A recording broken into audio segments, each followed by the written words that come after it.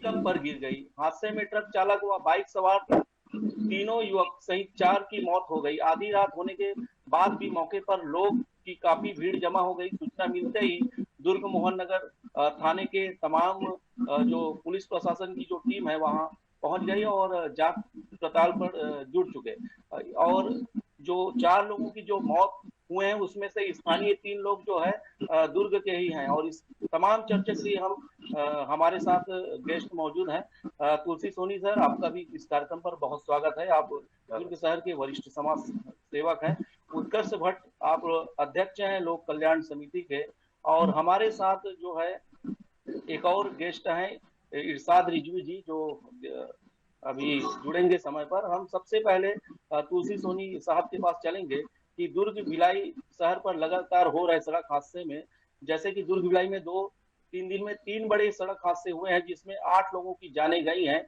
जिम्मेदार किसको मानते हैं साहब? तुलसी सोनी साहब जी नमस्कार सभी जी। साथियों को, साधना न्यूज़ के सभी दर्शकों को। निश्चित तौर से ये जो विषय आज का है डिबेट का, काफी गंभीर और सोचनीय विषय है। इसमें सहभागिता तो सभी लोगों की होती है, आम नागरिक की भी होती है, वाहन चालकों की भी होती है, प्रशासन की भी होती है।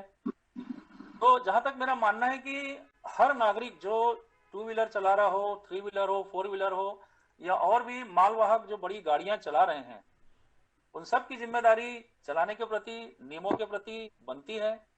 और उनको ये विषय ध्यान रखे कि हम जो वाहन चला रहे हैं, हमारा वाहन जो चल रहा है वो हम तो सुरक्षित चल रहे हैं, साथ में और जो पब्लिक और जो दुपहिया वाहन, रिक्शे में या और भी अन्य साधनों से जो पब्लिक ट्रेवल कर रही है, उनका भी हम ध्यान रखते हुए सुविधाजनक और अच्छे ढंग से, बेहतर ढंग से चलाएं, तो हम बहुत हद तक इन हादसों को कंट्रोल कर सकते हैं, इस पर नियंत्रण पा सकते हैं, ऐसा मेरा मानना है।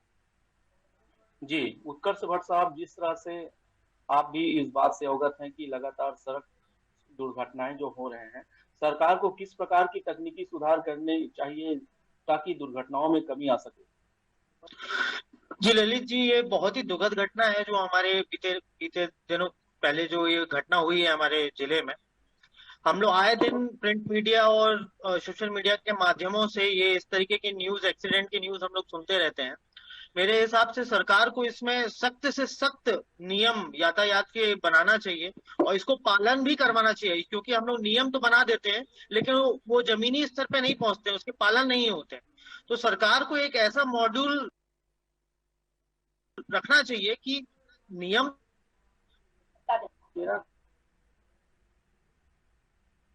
जी सरकार को इस पे एकदम ही जोर जोर देते हुए इन कड़े नियमों को इनका पालन करवाना चाहिए। जी, इरशाद रिजवी जी, जिस तरह से आप भी इस बात से अवगत हैं, दमदा नाका में हुए एक्सीडेंट का एक कारण काफी लंबे समय से निर्माणाधीन रेलवे अंडर ब्रिज भी है। रेलवे की इस लापरवाही के बारे में क्या कहेंगे आप, रिजवी साहब?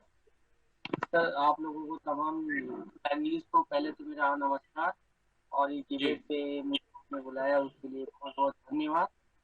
मेरा ये कहना है कि आज की जो घटना अभी जो 2-3 दिन से घट रही है, इसमें कुछ पब्लिक जो है, हमारी जो जनता है, उसमें कुछ बच्चों की लापरवाही भी मान सकते हैं, जो कि स्पीड, हर जगह जो गति है ना, वो गति अवरोधक हमारे यहाँ सब चीज बना हुआ है, लेकिन वो बच्चे और वो लोग वो देख नहीं पाते, जिनके कारण ये घटना अपने आप ये बढ़ते जा रही है।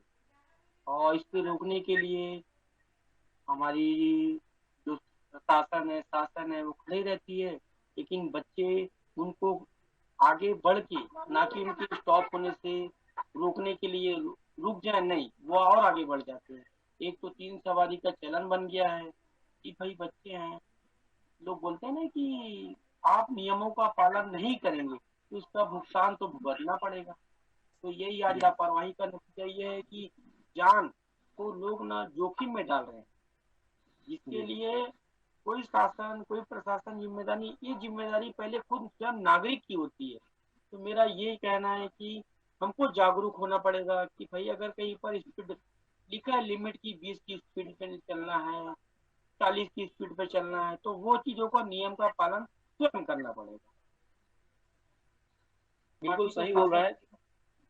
जी जी, तुलसी सोनी साहब, जिस तरह से ट्रक की रफ्तार तेज रह करके वहाँ के स्थानीय व्यक्ति बता रहे थे, और जिस तरह से अंडर ब्रिज को क्रॉस करते हुए नीचे जो वाहन गिरा और उनके बाद स्पॉट में ही 4 लोगों की मौत मौत हो गई। सोनी साहब। जी जी, मैंने भी इसके बारे में जानकारी हासिल की तो मुझे भी पता चला कि जो ट्रक है वो दुर्ग से जी धमधा की ओर जा रही थी और काफी स्पीड में थी। जी जबकि पुल की जो हालत है, हम देखें पुल लगभग आज 25 वर्ष पहले बना हुआ है, तो मानक दंडों पे मानक जो उसके पुल के जो है उसके हिसाब से पुल की स्थिति भी अब बहुत जर्जर होते जा रही है। तो जी हर वाहन चालक को जो कि वहां से गुजरता है धमधा की ओर जी जाने के लिए एकमात्र हमारे पास वही साधन है ब्रिज। तो हर वाहन चालक को, न सिर्फ ट्रक वालों को, अमूमन हम देखते हैं, हम भी क्रॉस करते हैं जब वहां पर यही तकलीफ पाते हैं कि बस वाले, ट्रक वाले, ट्रैक्टर वाले, जितने भी मालवाहक साधन चलाने वाले जो ड्राइवर हैं वो बेतरतीब ढंग से वहां पे वाहन चलाते हैं और कोई किसी प्रकार का पुलिस का, यातायात विभाग का वहां पे कोई नियंत्रण नहीं है जिसमें स्पीड पे भी हम नियंत्रण लगाएं और साथ में वहां जो भीड़ एकदम से बढ़ जाती है ब्रिज के ऊपर, क्योंकि वहां पे कुछ हाथ ठेले वाले भी आते हैं। उधर बस्ती जो है सिकुला भाटा बस्ती या धमधा नाका बस्ती, उस तरफ के बहुत सारे लोग ऐसे हैं जो व्यापार का और बाकी अपने रोजमर्रा के काम के लिए शहर में आते हैं। तो वो जो हाथ ठेले या रिक्शे से उधर से चल रहे हैं उसके कारण भी वहां पे काफी यातायात बाधित होता है। तो ऐसे मामलों में स्पीड का वहां पे नियंत्रण होना बहुत आवश्यक है। और ये सिर्फ बस वालों के लिए या ट्रक वालों के लिए, भारी वाहनों के लिए नहीं, ये छोटे वाहनों के लिए भी लागू होता है नियम। आजकल जो गाड़ियों में, जो बाइक में हम देखेंगे आजकल के बच्चे, जैसा कि अभी रिजू साहब ने बताया कि हम नागरिकों को भी इस मामले में आगे बढ़कर सहयोग देना पड़ेगा, अपनी जागरूकता का परिचय इनको देना पड़ेगा, तभी हम बहुत हद तक इस प्रकार की दुर्घटनाओं को रोक सकते हैं। और जिन परिवारों में ऐसी दुर्घटना होती है उनके ऊपर जो बीती है, जो आप बीती उनकी होती है, सुनते हैं समाचार पत्रों के माध्यम से, तो उसका जो दुख है वो सिर्फ वही समझ सकता है जिस परिवार में ये आघात हुआ है।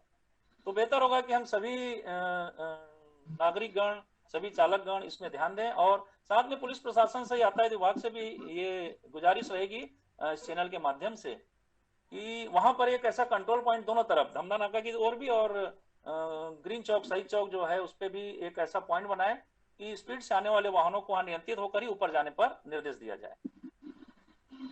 रिजवी साहब, जी सर। जिस तरह से 3 सदस्य जो गुजर गए इस एक्सीडेंट से, काफी दुखद घटना हुआ और उनकी मौत हो गई, और सारे जो एक ही मोहल्ले के रहे दुर्ग के, क्या जी ये तीनों एक ही वाहन पर चल रहे थे रिजवी साहब? कोई जी जानकारी? सर, जैसे पता चला है कि ये तीनों तकियापारा के मूल निवासी हैं। जी अपने तकियापारा एक तो ये तीनों एक साथ उनके दोस्तों की, जैसे हमको ज्ञान हुआ है, पता चला है कि शादी में जा रहे, शादी हो रही थी तो जी चाय पीने निकले थे। और इसको हादसा बोलिए या लापरवाही बोल दीजिए, जी भाई हम तो ये नहीं बोल सकते। अगर कोई चीज हो जी हमारे पास समय पर्याप्त है, हम विस्तार से चर्चा करेंगे। आप सभी से गुजारिश, भट्ट साहब, आपसे यह सवाल कि भिलाई से कुम्हारी तक बन रहे ब्रिज के कारण भी कई बड़ी दुर्घटनाएं हो चुकी है, इस बारे में क्या सोचते हैं? जी नहीं जी, हाँ आप बिल्कुल सही कह रहे हैं। हालांकि वो अपने समय, निर्धारित समय पे ही बन रहा है, लेकिन क्या है, आप देखेंगे तो मैं रिजवी साहब और सोनी जी से एकदम सहमत हूँ इस मामले में कि जी जो आम जन है उनको भी इस चीज को फॉलो करना पड़ेगा। अब जैसे रात में 12 बजे वो लोग भी तीन तीन व्यक्ति एक ही गाड़ी में जा रहे थे, तो ये भी गलत है। तो एक आम जनों को भी इस चीज में देखना चाहिए कि हमको यातायात का नियम फॉलो करना है। और रही कुमारी जी से कुमारी तक बन रही रोड का बात है, तो यहाँ पे भी आए दिन अपन एक्सीडेंट की खबर देखते रहते हैं।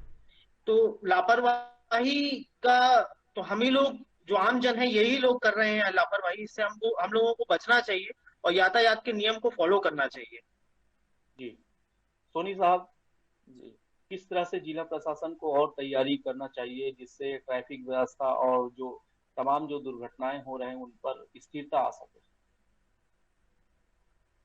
देखिए, प्रशासन की जो पहल होती है इस मामले में, जो अभी तक होते रही है, एक सड़क सुरक्षा सप्ताह जागरूकता के बारे में आम जन को निर्देशित करने के लिए, आमजन को इसके बारे में जानकारी देने के लिए ये मनाया जाता है।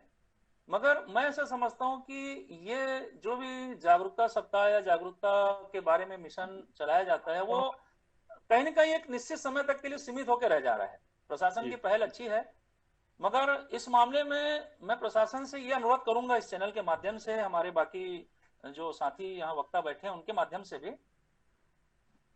कि प्रशासन इसमें न सिर्फ जागरूकता सप्ताह तक ही अपने आप को सीमित रखें, वास्तव में ये जागरूकता हर जन तक पहुंची कि नहीं उसका भी हम ध्यान रखें, कि जो भी निर्देश इस सप्ताह में इस जागरूकता के लिए, अवेयरनेस के लिए दिए जाते हैं जी, क्या वास्तव में ये निर्देश फलीभूत हो रहे हैं, उन जन तक पहुंच रहे हैं जो रोड में गाड़ियां चलाते हैं।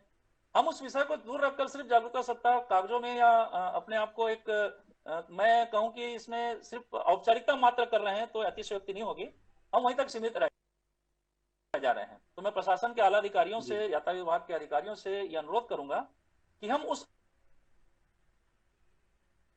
है क्या वो जन जन तक ये सूचना पहुंच रही है, ये पूरा हो रहा है कि नहीं, हम वहां तक भी इसमें थोड़ा सा ध्यान दें, तब जाके इस जागरूकता सप्ताह की या इस प्रकार के और मुहिम की जो सरकार के द्वारा चलाई जाती है वो सही मायने में फलीभूत हो पाएगी।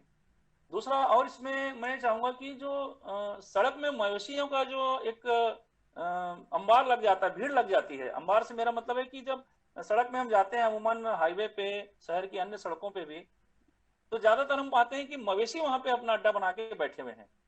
ऐसे हालात में होता यह है कि जो वाहन चालक है कभी अपने ध्यान से मोबाइल में बात करते हुए, जो अमूमन एक पाया जाता है, हर किसी की एक प्रक्रिया होती है, स्वभाव होता है कि मोबाइल में ऐसे बात करके जा रहे हैं, या कोई अगर वाहन चलाते समय ईयरफोन भी यूज कर रहा है तो पूरा ध्यान उनका केंद्रित अपनी बात में होता है और उनका ध्यान वहां होता है जहां वो जा रहे हैं। रास्ते में अचानक कोई मवेशी आ जाए तो उस प्रकार की स्थिति में उनका संतुलन बिगड़ना भी स्वाभाविक होता है।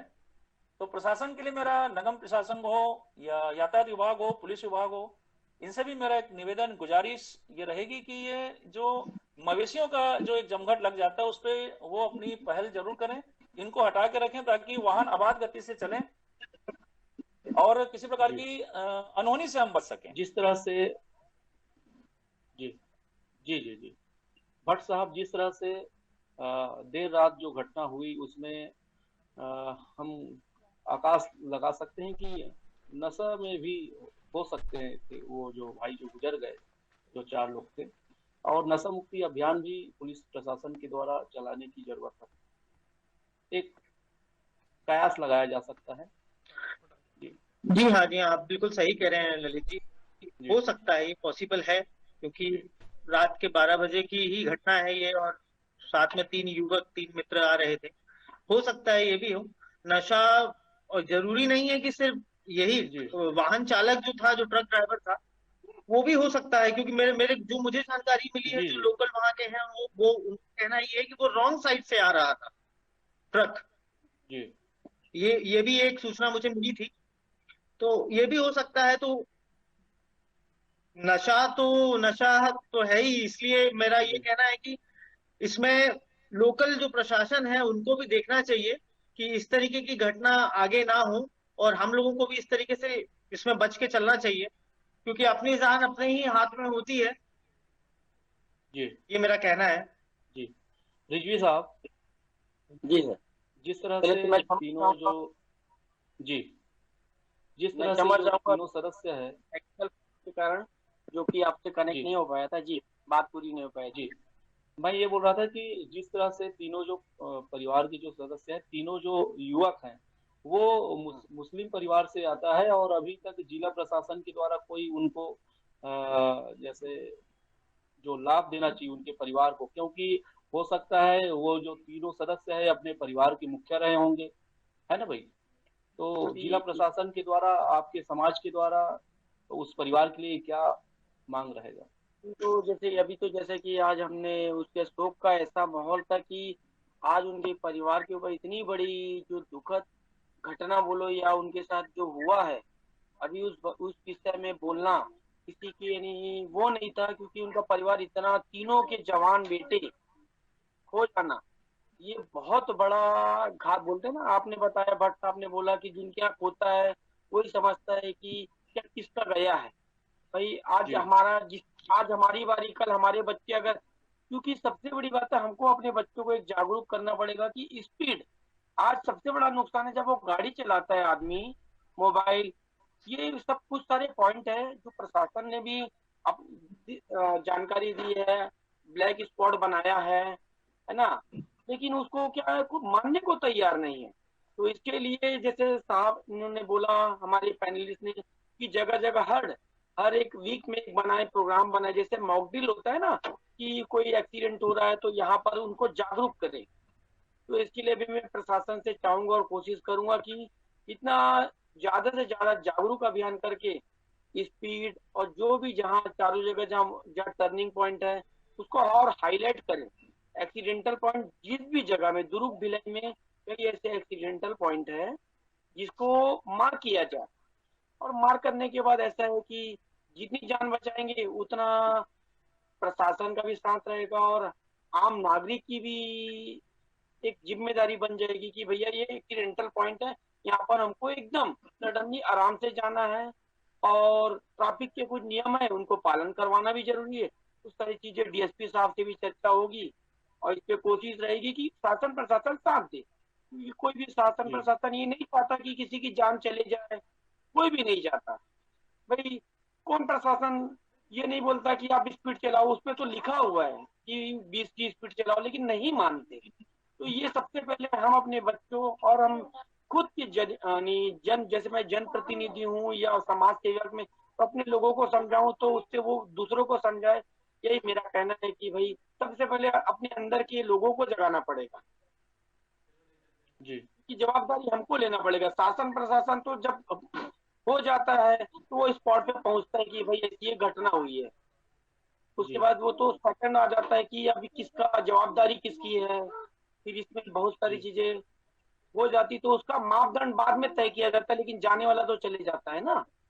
इसको तो जी उस उसकी भरपाई तो आप और मैं भी नहीं कर सकते, आज पैनल में बैठ के चर्चा ही कर सकते हैं। उसकी भरपाई तो उसके परिवार वालों को, जिसकी क्षति हुई है वो उसके घर वाले जानते हैं। बाकी तो सर सोनी उसकी साहब। आत्मा की शांति के लिए दुआ कर सकते हैं सर अभी अभी। जी सोनी साहब, यहाँ वाहन पे चालकों ललित को जी मैं अधिकतर देखने में आता है, सोनी साहब, वाहन चालकों जी को अक्सर देखने में आता है कि वाहन चालक ज्यादातर नियमों का उल्लंघन करते हैं, जिसके कारण बड़ी दुर्घटनाएं होती है और जनहानि होती है। सरकार को ऐसे क्या उपाय करने चाहिए जिसमें कि नियमों की अनदेखी ना हो? सोनी साहब। जी जी, बहुत अच्छा आपने एक प्रश्न किया जागरूकता के मामले में, अवेयरनेस के लिए। जी जहां तक मेरा मानना है कि जितने भी लोकल ट्रिप वाले, लोकल ट्रिप से मेरा मतलब है कि जो ईटा भट्टा वाले, मुरम वाले, खदान वाले या गिट्टी वाले, रेती वाले, ये जितने भी परिवहन संघ वाले हैं, इनके जो ड्राइवर हैं, जहां तक मैंने इनको देखा है, पाया है, ये लोकल गांव के ही ड्राइवर और उनके हेल्पर होते हैं। तो ऐसा मैं मान सकता हूं कि जब ये गांव वाले हैं तो हो सकता है कि इन्होंने ड्राइविंग का बाकायदा प्रशिक्षण भी ना लिया हो, इनके पास ड्राइविंग लाइसेंस भी ना हो। तो इस जी मामले में मैं यातायात विभाग से और पुलिस प्रशासन से ये अनुरोध करूंगा कि जितने भी परिवहन संघ के हैं, जिन्होंने ट्रक और ये सब चलाने का, जिनका उनका कार्य है, वो अपने सभी ड्राइवरों का एक जो है सबसे पहले परीक्षण कराएं कि इनका लाइसेंस जीवित है कि नहीं है। और यातायात विभाग के अधिकारी भी इसमें देखें, इनके न सिर्फ ये चिन्हों को पहचान करके ये चिन्ह है, इनको वास्तव में गाड़ियों का एक परीक्षण इनके सामने होकर, ये गाड़ियां सही तरीके से चलाते भी है कि नहीं, किस स्थिति में इनको कंट्रोल कैसे करना चाहिए, क्या स्थिति आएगी तो इनका जी उस समय लाइन ऑफ एक्शन इनका क्या होगा, ये सब जानकारी परिवहन अधिकारियों को, परिवहन विभाग के आला अफसरों को, पुलिस प्रशासन को और जन सामान्य को भी, इसमें समान शहर के सामान्य नागरिक भी इसमें शामिल हो। ऐसा एक मुहिम, एक कंसोलिडेटेड, एक सामूहिक प्रयास हम करें कि जितने भी परिवहन संघ के चालक हैं जो गाड़ियां चला रहे हैं, उनको हम टेस्ट करें कि इनको वास्तव में गाड़ी चलाना आता है कि नहीं आता है। क्योंकि ज्यादातर इनके साथ ये स्थिति रहती है कि इनको नंबर और ट्रिप के हिसाब से पैसे मिलते हैं। आज दिन में अगर 4 ट्रिप मारोगे तो आपको इतने पैसे मिलेंगे, मालिक उनको बोलता है कि आप 5 ट्रिप मारोगे, तो ये इस हड़बड़ी में रहते हैं, इतनी जल्दबाजी में रहते हैं कि वो ये नहीं देखते कि आसपास कौन आ रहा है, बच्चे स्कूल के जा रहे हैं, कोई अपने ड्यूटी में जा रहा है, कोई परिवार से मिलने जा रहा है, कोई बाहर से आ रहा है, कोई अपने सामान काम के लिए शहर की ओर जा रहा है, ये इनको इससे मतलब नहीं रहता है। ये सिर्फ इस स्पीड में या इस धुन में रहते हैं कि जितने ज्यादा से ज्यादा ट्रिप मार सकें, उतना ज्यादा से ज्यादा इनको मालिक से पैसा मिलेगा और ये अपने काम को पूर्ण करेंगे। तो ऐसी जी एक्टिविटी को, ऐसी इनके जो प्रयास है, इनको रोकने के लिए या इस पर अंकुश लगाने के लिए इनको दिशा निर्देशित करने की आवश्यकता है। मैं ऐसा नहीं करूं कि गांव से है तो अनपढ़ है या ये नहीं समझते, इनको उस मामले में जागरूक करने और उस मामले में निर्देशित करने का और नियमों का हवाला देके इन्हें प्रशिक्षण देने की आवश्यकता मेरे हिसाब से बनती है, जो हम प्रशासन के स्तर पे और जनप्रतिनिधि के स्तर पर भी जो हमारे नेतागण हैं या और भी जो स्वैच्छिक संगठन हैं इस मामले में कार्य करके इनको हम अच्छे से अच्छा एक ड्राइवर बनाकर रख सकते हैं, ताकि भविष्य में किसी भी ऐसी अनहोनी घटना को हम रोक सकें और परिवार जो है सभी सुरक्षित रहे और अपने अपने काम में सभी व्यस्त रहें। जी, बहुत बढ़िया आपने जानकारी दिया। भट्ट साहब, जिस तरह से अभी तुलसी सोनी साहब बता रहे थे कि चालकों की लापरवाही भी सामने आती है और कहीं ना कहीं फिटनेस, वाहन फिटनेस भी काफी महत्वपूर्ण विषय है। वाहन फिटनेस भी अगर समय समय पर किया जाए, क्योंकि जिस तरह से ट्रक अंडर ब्रिज से नीचे गिरा और जो है ब्रेक फेल भी होने की संभावना लोग जता रहे थे, किस तरह से मानते हैं आप फिटनेस चेकअप को?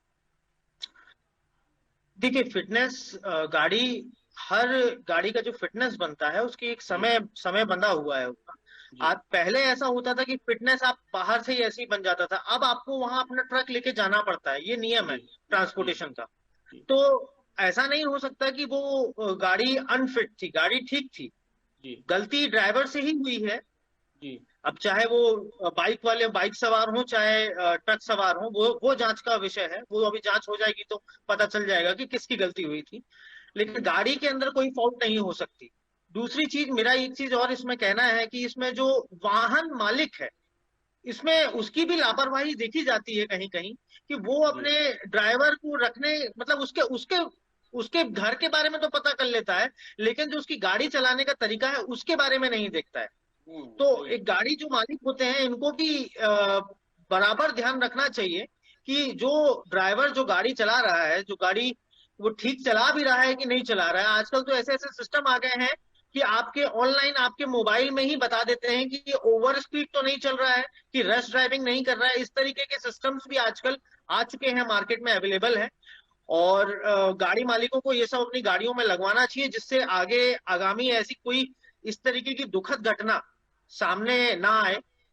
और मैं इसमें तो बस एक ही चीज जो मैंने पहले भी आपसे कही थी, मैं इसमें फिर से उसी चीज को दोहराना चाहता हूं कि सरकार कानून तो बनाती है लेकिन उसको पालन नहीं करवाती, ऑन ऑन ग्राउंड तक वो चीजें नहीं उतरती हैं।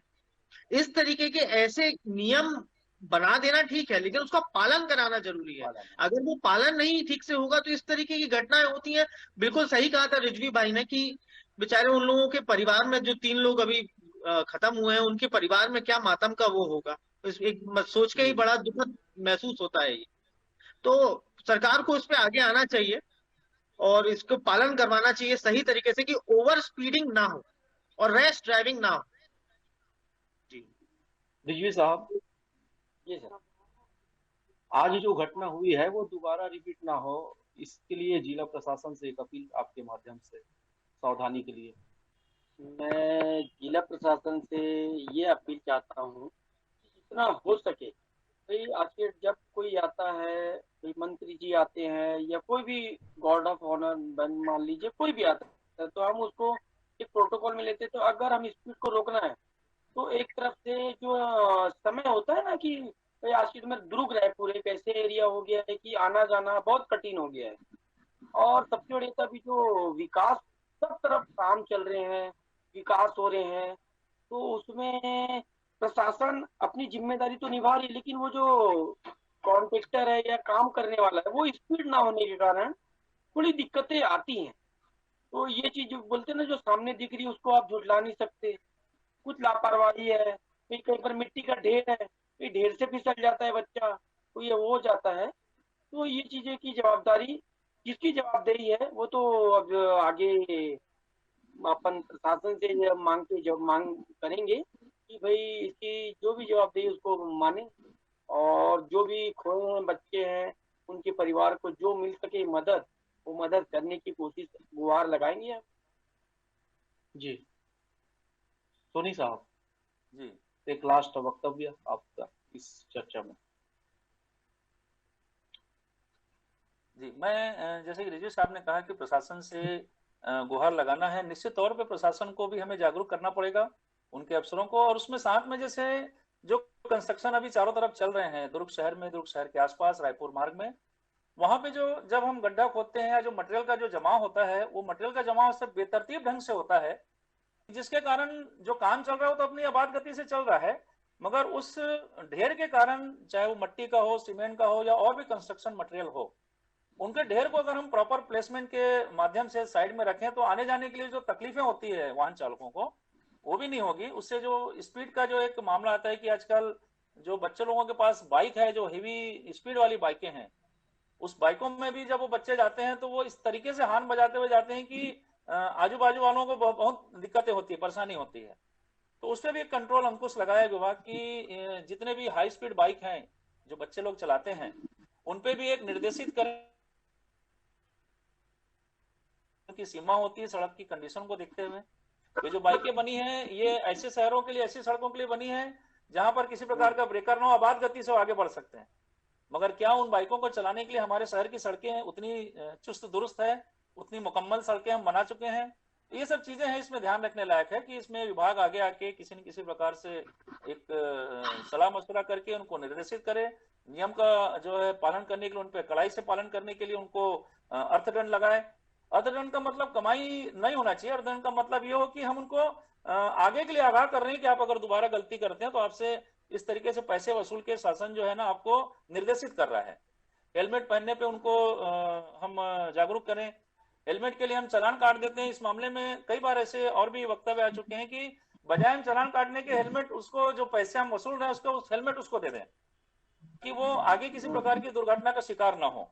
इससे शासन को जो फंड मिल रहा है वो तो मिलेगा ही, साथ में उसकी जान माल की सुरक्षा भी रहेगी जो वाहन चालक है, दुपहिया वाहन का है।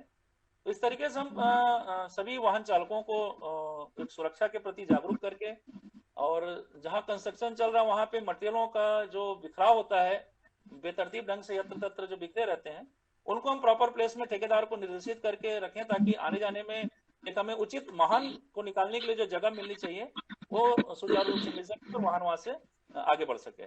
किसी प्रकार का वहां पर रुकना या और भी किसी प्रकार की कोई दुर्घटना का वहां पे अंदेशा न रहे। निश्चित रूप से आप सभी लोगों के साथ जो आज हम जो चर्चा किए हैं वो सार्थक हो, और हम भी जिला प्रशासन और तमाम जो है जिला प्रशासन के जो विभाग हैं, परिवहन विभाग, पुलिस विभाग, सभी विभागों को हम निवेदन करते हैं कि वो भी अपनी योजनाएं हैं और तमाम जो नियम है उनको सुचारू रूप से व्यवस्थित कर सारे चीजों पर सुधार हो और ये ऐसे जो भीषण जो सड़क हादसा है उनमें कमी आ सके। आप सभी का बहुत धन्यवाद। आप सभी ने काफी विस्तार से सार्थक चर्चा की, इसके लिए धन्यवाद। Back to studio.